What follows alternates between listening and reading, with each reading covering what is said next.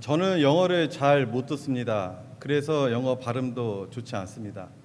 스스로 이것을 극복하기 위해서 얼마나 많은 노력을 기울였는지 모릅니다. 특히 미국에 유학 올 때는요, 귀에서 진물이 날 때까지 들었고 심지어 잘 때도 들었습니다. 근데 별 효과가 없었습니다.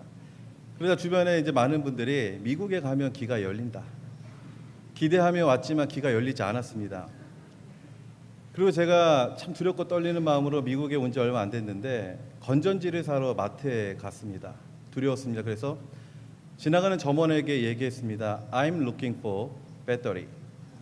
Better what? I'm looking for battery. Sorry. I'm looking for battery. Yeah. 그래서 저를 어디론가 데려갔는데 그곳에는 건전지가 아니라 게토레이가 산처럼 쌓여 있었습니다. 충격이었습니다. 그 이후로도 포기하지 아니하고 잿가 콩나물, 이소부와 까유라는 동화를 통째로 암송했지만 나아지는 것 같지 않아서 그냥 안 되는 건 안 되는구나 라면서 포기하게 되었습니다. 사랑하는 우리 갈보리 사랑교회 성도 여러분, 추수의 계절인 가을을 맞이하게 되었습니다. 여러분들의 삶과 신앙에 많은 열매 맺으셨습니까? 아니면 저처럼 안 되는 건 안 되는구나 라면서 일찌감치 열매 맺기를 포기하셨습니까? 또는 최선과 노력이라고 하는 과정이 있으면 되는 거지 반드시 열매를 맺어야 된다고 반문하신다면 실제로 열매가 맺히지 않는 것도 문제이지만 열매가 맺히지 않는 것을 당연하게 생각하는 것은 더 큰 문제가 될 수 있습니다.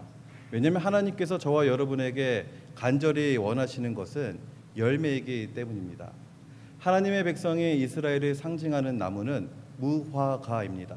무화, 화려한 꽃은 없더라도 반드시 열매를 맺는 무화과가 이스라엘을 상징합니다. 열매를 맺으라는 거죠. 그리고 예수님께서도 마태복음 7장 20절에 이러므로 그들의 열매로 그들을 알리라라고 말씀하셨습니다.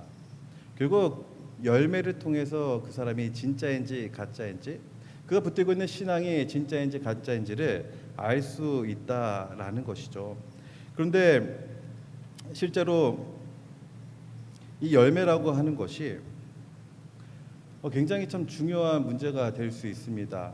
실제로 이스라엘 백성을 성경에서 표현할 때는요, 시편 80편 8절과 10절에서 이스라엘 백성을 포도나무라고 비유하고 있는데 애굽에서 가나안 땅으로 옮겨 심은 포도나무라고 이야기하고 있습니다. 이사야서 5장 7절을 보게 되면 이스라엘은 극상 포도나무, 최고급 나무를 열매를 맺을 수밖에 없는 포도나무인데 맺는 열매를 보니 들포도밖에 맺히지 않는다라고 이야기를 합니다. 또한 예레미야와 에스겔을 보게 되면요, 이스라엘 백성들이 포도나무이긴 한데 정말 열매를 맺지 못해서 쓸모없는 존재라고 여러 차례 이야기를 하고 있습니다. 그렇다면 정말 열매를 맺지 못하는 거 굉장히 큰 문제가 될 수 있는 상황입니다. 그런데 오늘의 말씀은 가히 충격적으로 시작하고 있습니다. 15장 1절을 보게 되면은 예수님께서 이제는 나는 참 포도나무요 내 아버지는 농부라고 이야기를 하고 있는 거죠. 이스라엘 백성들, 너희들이 이전까지 계속 열매 맺는데 실패했다면 이제는 내가 너희의 포도나무가 되어줘서 열매를 맺게 해주겠다라는 것입니다. 근데 예수님이 우리의 포도나무가 되시는데 어떻게 우리가 열매를 맺을 수 있겠습니까? 오늘의 본문은 분명히 얘기하죠. 예수님은 그냥 포도나무가 아니라 참 포도나무이십니다. 참 포도나무. 참 포도나무라는 것은 좋은 나무를 뜻합니다. 실제로 마태복음 7장 17절을 보게 되면 이와 같이 좋은 나무마다 아름다운 열매를 맺고 못된 나무가 나쁜 열매를 맺나니, 그러니까 열매는 나무 위에 결정이 되는데 좋은 나무는 좋은 열매를 맺는다는 것이죠. 그럼 이 본문에 이 말씀에 나타나는 못된 나무는 어떤 나무이겠습니까? 구부러지고 썩고 병들은 나무이겠습니까? 아니요. 그런 나무라면 아예 열매를 맺을 수 없을 겁니다. 그러니까 이 못된 나무라도요, 열매를 맺기 전까지는 좋은 나무와 동일하게 생겼을 것입니다. 그것이 진짜인지 가짜인지는 열매를 통해서만 알 수 있다는 거죠. 우리의 신앙생활에 동일하게 적용할 수 있습니다. 우리가 다 같이 주의 이름으로 모여서 찬양하며 하나님의 일을 섬길 수 있습니다. 말씀을 붙들고 기도할 수도 있고요. 이런저런 많은 것을 할 수 있습니다. 그런데 그것이 그 신앙이 진짜인지 가짜인지를 말한다는 것이 아니라는 것이죠. 결국은 열매로 알 수 있다라는 것입니다. 열매로요. 그런데 만약에 아닙니다. 최고의 노력만 있으면 되지 굳이 결과라고 하는 열매가 있어야 됩니까? 라고 이야기한다면 이것은 오늘의 이 마태복음 7장 17절의 말씀에 비춰본다면 가짜의 변명에 불과한 거죠. 우리는 반드시 열매로 말해야 합니다. 열매를 맺어야 된다는 겁니다.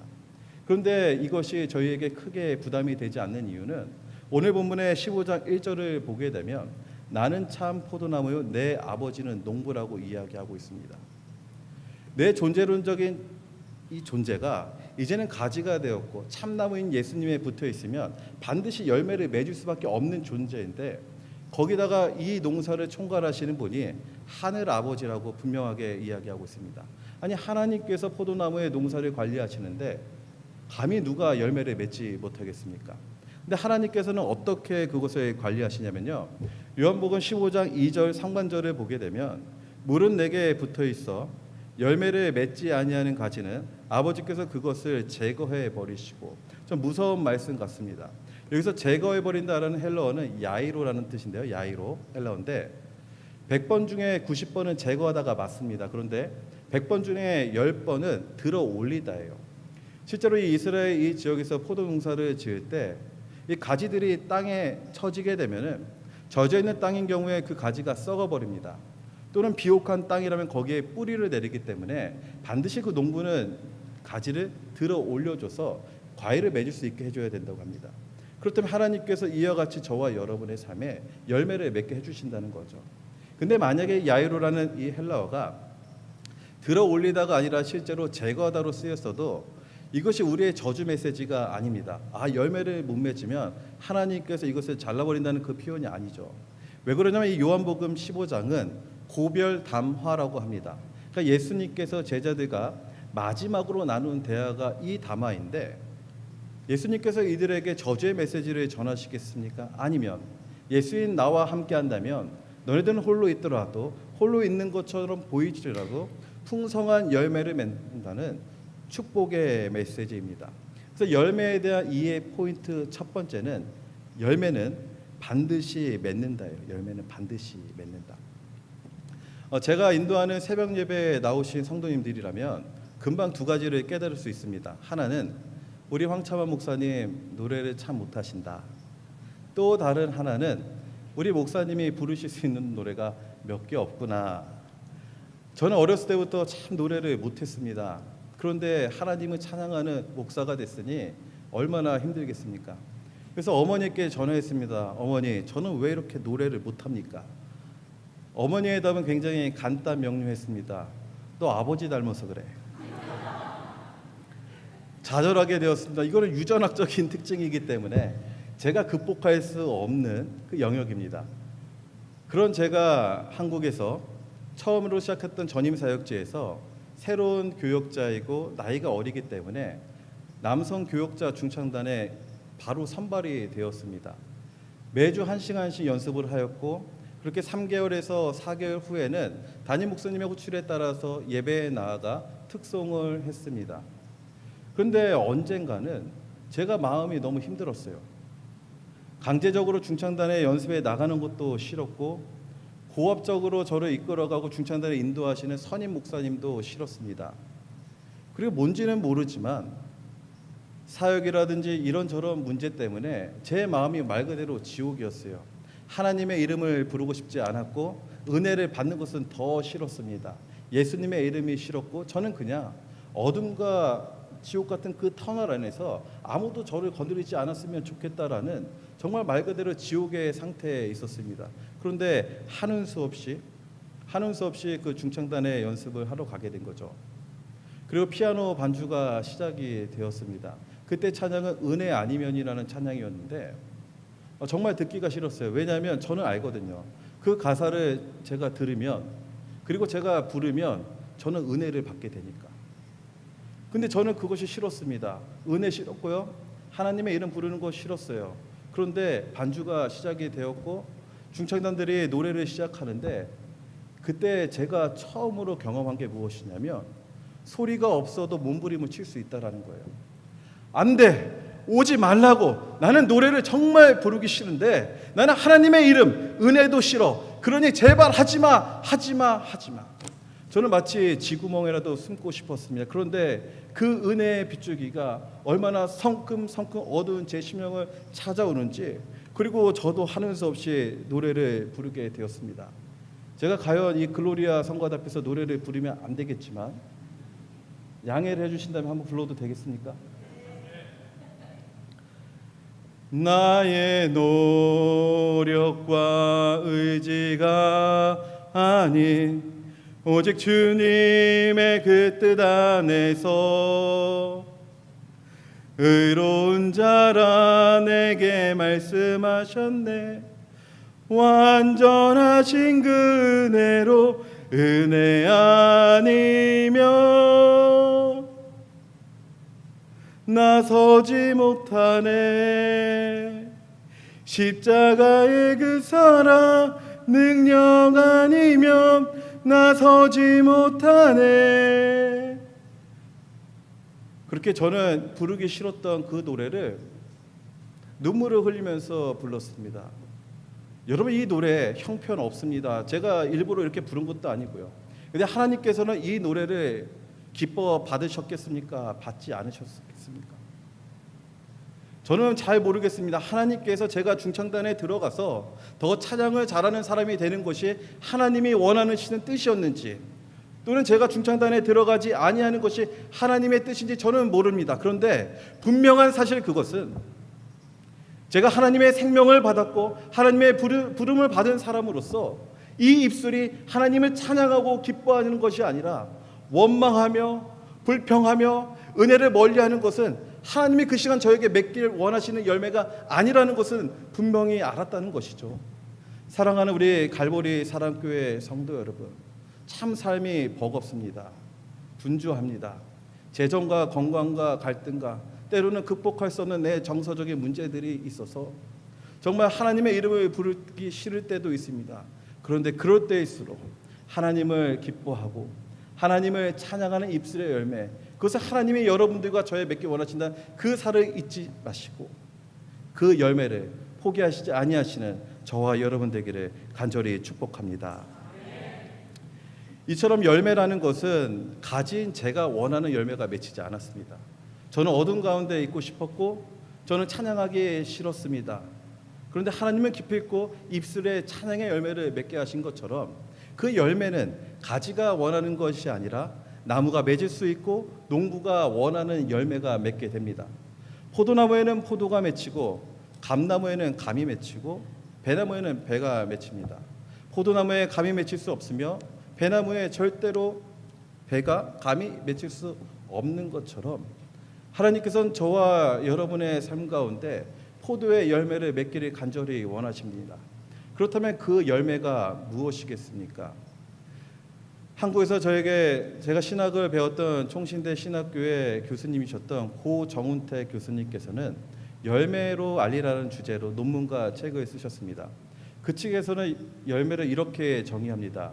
예수를 믿음은 예수를 따름이라는 행위의 선한 열매를 맺게 된다라는 거예요. 반드시 선한 행실이 그것이 열매라고 정의하셨습니다. 그런데 저는 거기다 좀 더하고 싶은 것은 갈라디아서 5장을 보게 되면 성령의 9가지 열매가 나옵니다. 그러니까 눈에 보이는 외적인 열매도 있지만 보이지 않는 내적인 열매도 있다라는 것이죠. 그렇다면 이것을 종합한다면 예수를 믿게 됨으로써 발생하는 외적인 내적인 모든 선한 것이 바로 우리는 열매라고 정의할 수가 있겠습니다. 그렇다면 이 열매라는 것은 단순히 부흥하고 수적으로 많은 것이며 보기에 좋은 것만 열매이기 때문에 그 사람의 신앙과 그것이 진짜라고 평가해서는 안 됩니다. 때로는 그 열매라는 것이 눈에는 보이지 않지만 어려움을 이겨내는 깊이 있는 믿음과 기다림, 또 예수님까지 자라나는 그 깊이 있는 신실한 신앙이라고 한다면 우리가 정말로 눈에 보이는 것을 통해서만 남을 평가하는 것은 옳지 않을 것입니다. 한국에 가게 되면요, 낙도라고 떨어진 섬들이 많습니다. 그곳에 가게 되면 젊어서부터 한 가구 두 가구를 위해서 목회를 하기 위해 들어와 계신 많은 목사님들이 계세요. 평생을 정말 한 가구 두 가구를 위해서 젊음부터 다 바치신 분들입니다. 그런데 만약에 눈에 보이는 그 열매로만 그들의 사역을 평가한다면 그들의 사역은 하나님 나라에서 너무나도 비효율적인 것이 될 것입니다. 그렇게 평가하면 안 되겠죠. 그들은 하나님께서 정말 순종하기 어려운 고귀한 사명을 그들에게 주셨고 그들은 평생에 거쳐서 그 사명을 위해 살았습니다. 그런데 어떻게 그분들의 사역이 잘못된 것이라고 이야기할 수 있겠습니까? 절대 그렇게 이야기할 수 없습니다. 즉 열매라고 하는 것은 우리가 원하는 것을 맺는 것이 아닙니다. 또한은요, 그 열매가 언제 맺힐까 우리에게 물으신다면 그것도 우리의 범위가 아니에요. 왜냐하면 열매는 하나님과 포도나무가 맺기 때문에 그 때를 알 수가 없습니다. 그래서 우리는 순종하며 낮은 자세로 가지로서 순종하며 붙어있는 그것이 우리의 모든 책임이겠죠. 그래서 열매에 대한 이해 포인트 두 번째는요, 열매는 맺는 것이 아니라 맺히는 것이다라는 거예요. 맺히는 것이다. 가진 우리는 포도나무이신 주님께 온전히 우리를 맡겨드려야 됩니다. 그리고 우리 안에 우리 삶 안에 많은 열매가 맺히도록 노력하는 것이 우리가 할 수 있는 최선의 방법이에요. 그렇다면 오늘의 본문은 가진 우리에게 어떻게 했을 때 열매가 많이 맺힌다고 이야기하고 있을까요? 4절과 5절을 보게 되면요, 지금 예수님이 제자들에게 하시는 말씀입니다. 내 안에 거하라 나도 너희 안에 거하리라. 여기서 내는 예수님이고 너희는 제자입니다. 15장 5절을 보게 돼도 그가 내 안에, 그러니까 단수로 쓰인 거죠. 어떤 사람이 내 안에 그리고 내가 그 사람 안에 거한다면 열매를 많이 맺게 된다는 겁니다. 그러니까 이 포도나무에 비해서 계속해서 쓰이는 것은 무엇이냐면 우리가 예수님 안에 거하게 되고 예수님이 우리 안에 거한다라고 하는 것이 바로 포도나무와 줄기가 빈틈없이 붙게 되는 것이라는 거예요. 그러면 그렇게 하나님께서는 그 영양분을 예수 그리스도에 쏟아지는 그 진액의 생명액을 가지에 넣어 주셔서 열매를 맺게 해준다는 겁니다. 그렇다면 먼저는 우리가 예수님 안에 거하는 것이 어떤 의미겠습니까? 많은 신학자들이 이구동성으로 동일하게 이야기합니다. 우리가 주님 안에 거한다는 것은 우리가 주님을 향한 믿음을 포기하지 않는 거라는 거예요. 계속해서 주님을 믿는 상태를 유지한다는 겁니다. 그렇다면 우리는 모두 유지하죠. 때로 우리가 하나님의 말씀에 순종하지 못할 때도 있습니다. 그런데 그럴 때일수록 우리가 예수님을 향한 믿음을 부인하지는 않습니다. 저주하지도 않습니다. 그리고 오히려 순종하지 못한 것을 예수 그리스도의 이름을 붙들거나 기도합니다. 즉 우리는 어떤 상황에서도 예수님을 향한 믿음을 절대 포기하지 않는다라는 거예요. 그럼 우리는 지금 이미 예수 안에 있는 존재들 분명히 맞습니다. 그렇다면 두 번째로 예수가 우리 안에 있다라는 것은 어떤 의미겠습니까? 그냥 예수를 나의 신실한 구원자로 모시고 붙들고 사는 것, 그렇게 우리가 추상적으로 생각할 수 있겠죠. 그러면 반문해야 됩니다. 그렇게 우리가 예수 안에, 예수가 우리 안에 있는데 여러분 얼마나 많은 열매를 맺으셨습니까?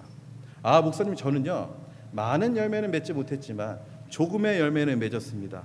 그러면 안 됩니다. 왜냐면요 오늘 이 5절의 말씀을 보게 되면 그가 내 안에 내가 그 안에 거하며 사람이 열매를 맺는데 조금 맺는 것이 아니라 많이 맺는다고 했어요. 그럼 어딘가에 문제가 있는 겁니다. 우리는 분명히 주님 안에 있는데 그리고 나도 주님이 내 안에 있다고 생각하는데 열매가 이렇게 많이 맺히지 않는다면 포도나무와 가지를 연결한 어딘가에 무엇인가 불순물이 끼어 있거나 예수님은 계속해서 생명의 진액을 올려주시는데 그 진액이 가진 우리에게 오는 것이 아니라 어디로 새고 있는 문제가 일어나고 있다라는 것이죠. 성경은요 우리를 헷갈리게 하거나 애매하고 모호하게 하지 않습니다.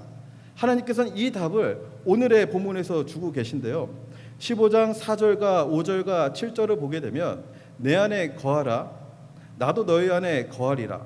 그리고 15장 5절에서도 그가 내 안에 내가 그 안에, 그리고 15장 7절에서 다시 한번 말씀하실 때는 조금 변화됐습니다. 너희가 내 안에 거하고 내 말이 너희 안에 거하면, 그러니까 예수님이 우리 안에 들어온다는 것은 단순히 내가 예수님을 구주로 모신다는 그 개념을 넘어서서 예수님의 말씀이요 하나님의 말씀이 내 안에 들어온다라는 거예요. 말씀은 살아있고 활력이 있습니다. 그래서 그 말씀은 옛사람의 모든 것을 파괴하고 새로운 것을 창조하는 능력이 있습니다. 나의 옛 생각, 옛 판단, 옛 가치관을 그 말씀이 우리 안에 들어오게 되면 한순간에 무너뜨려버리고 새로운 재배열을 만든다는 거죠. 그리고 그것이야말로 그 말씀이 내 안에 들어올 때야말로 우리가 포도나무에 딱 붙어서 주님이 주시는 영양분을 받고 있다는 것을 오늘의 본문은 너무나도 분명하게 얘기하고 있습니다. 그런데 실제로 이걸 보게 되면 저도 아까 노래를 했습니다. 형편이 없습니다. 그런데 이 입술이 원망이 아니라 찬양의 입술로 바꿨던 것은 곡조 있는 분위기가 아니라 그 곡조 있는 기도가 담고 있었던 복음의 메시지였어요. 이사야서의 메시지였고 복음서의 메시지가 제 입술을 바꾼 겁니다. 그리고 3절을 또 보게 되면 너희는 내가 이런 일러준 말로 이미 깨끗하여졌으니, 이미 하나님의 말씀이 이 모든 것들이 가지를 깨끗하게 해서 열매를 많이 맺게 해 주셨다라고 이야기를 하고 있습니다. 사랑하는 우리 갈보리 사랑교회 성도 여러분, 10년의 신앙생활을 했고 20년의 신앙생활을 했고 30년의 40년의 신앙생활을 했음에도 불구하고 만약에 오늘의 본문이 이야기하는 수많은 열매를 내적 외적으로 맺지 못했다고 한다면 그것은 하나님이 나를 잘라버리신 것이 아니라 하나님의 은혜가 나를 멀리 떠난 것이 아니라 내 안에 하나님의 말씀이 없다라는 반증이 될 것입니다. 오늘 하루를 살아가는데 붙잡고 있는 말씀이 있으십니까? 아니면 최근에 내가 가장 은혜 받아서 그 말씀을 그 말씀을 붙들고 기도하시는 그 말씀이 있으십니까? 아니면 내 평생에 있어서 이 한 구절만큼은 절대 세상과 타협하지 아니하고 목에 칼이 들어도 그 말씀을 지키겠다라고 순종하며 나아가는 그 말씀이 있으십니까? 만약에 그 말씀이 없으시다면 어떻게 오늘의 말씀에 비추어 우리 삶에 풍성한 열매를 기대할 수가 있겠습니까? 이 말씀은요, 단순히 이 돌판이나 어느 종이에 적혀진 의문의 기호가 아닙니다. 이것은 살아있는 하나님의 말씀이십니다. 그렇기 때문에 창세기에서 하나님께서 천지를 창조할 때 땅도 만들고 하늘도 만들고 물도 만들 수 있습니다. 그런데 말씀하셨어요. 하나님이 이르시되 빛이 있으라니 빛이 있었고, 하나님께서는 매 순간 말씀하셨습니다. 즉 하나님의 말씀이라는 것은 하나님의 역사심의 드러냄이에요. 하나님의 역사심의 드러냄이 말씀입니다. 그러니 그 말씀이 우리 심령에 들어오고 우리 가정에 들어오고 우리 교회에 들어온다면 어떻게 그 가정과 교회와 그 개인의 삶에 열매가 맺히지 아니할 수가 있겠습니까? 단순히 은혜를 받고 감동을 받는 이모션한 그런 것이 아니라 이 하나님의 말씀의 역사는 실제입니다. 저랑 친한 동생이자 같은 학교, 같은 회사를 다녔던 동생이 있습니다. 저는 회사를 다니다 사표를 내고 목회자가 돼서 나중에 그 동생을 만났는데 제가 안부를 물었습니다. 어머니 아버지 잘 계시니? 형님 말도 마세요. 무슨 일이야? 아버지는 예수님 안 믿고 원래는 안 믿으셨고 저와 여동생은 예수님을 잘 믿었고 어머니는 혼자 교회를 다니셨는데 갑자기 어머니께서 커밍아웃을 하셨는데 자신이 신천지라는 겁니다. 이미 1년 전에 신천지에 빠져서 이만희를 구세주 예수로 받아들여서 오히려 제 친구와 나머지 가족들을 보면서 눈물을 흘리신다는 거예요. 아니 우리 재림주 보혜사 이만희가 예수로 오셨는데 왜 그를 알아보지 못하냐며 이 가족을 향해 눈물을 흘렸다는 겁니다. 그래서 제 동생과 아는 동생과 그 여동생이 이곳저곳을 찾아내 이 문제를 해결하려고 했는데 모든 만나는 전문가들이 하는 얘기는 이미 커밍아웃을 할 정도면 거의 가망이 없다라고, 그렇게 모든 것을 내려놓고 그 가정이 깨어지기 일보 직전의 상황까지 가게 됐습니다. 그리고 저 아는 동생도 포기하였는데 그 여동생이 더 이상 포기할 수 없고 지쳤지만 마지막으로 어머니께 나아갈 때 로마서 12장 9절의 말씀을 들고 나아갔습니다. 사랑에는 거짓이 없나니 악을 미워하고 선에 속하라. 이 말씀을 내미면서요, 엄마, 만약에 그 이만희가 진짜 예수 그리스도고 우리를 사랑하는 그 사랑이라면 어떻게 1년 동안 우리 가정에게 그 거짓을 말할 수 있겠어? 만약에 그 이만희가 정말로 사랑의 주 예수 그리스도시라면 어떻게 우리 가정이 이렇게 깨어지는 것을 가만 눈뜨고 볼 수 있겠어? 그때 놀라운 하나님의 말씀의 역사가 일어났습니다. 그리고 그 어머니가 그 딸가 부둥켜 안고 눈물을 흘리기 시작한 거예요. 맞다. 네 말이 맞다. 그렇게 어머니는 다시 예수 그리스도께 돌아오게 되었고요.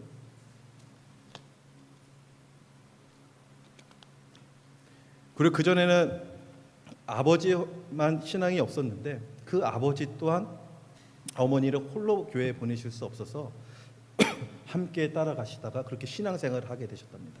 그래서 전화를 했더니 오히려 지금의 부모들이 더 신앙생활을 잘하고 있다라는 좋은 소식을 듣게 되었습니다. 깨어져 가고 무너져 가는 이 가정을 살린 것이 무엇입니까? 그것은 바로 하나님의 말씀입니다. 비록 이 말씀이 그 가정에 뿌리 내리지 않았더라면 그 가정은 지옥의 땔감과 같이 어디 곳에 불타버리는 그 가지에 그 나무에 불과했을 것입니다. 그런데 그 하나님의 말씀이 그 가정에 심겨졌을 때 그 말이 들어감으로써 그 가정에 다시 예수 그리스도 안에서 하나 되는 회복과 회개의 열매를 맺게 된 것이죠. 사랑하는 우리 갈보리 사랑교회 성도 여러분, 말씀을 정리하겠습니다. 저는 이 열매에 대해 이야기하면서 열매는 반드시 맺힌다라고 이야기했습니다. 가끔 우리가 살아가면서 왜 내 삶엔 열매가 이렇게 맺히지 않는 거지? 몇 번이고 결단하고 도전했지만 정말 이런 엉망진창인 내 삶을 보게 될 때 참 의기소침하고 낙심하게 되는 거 맞습니다.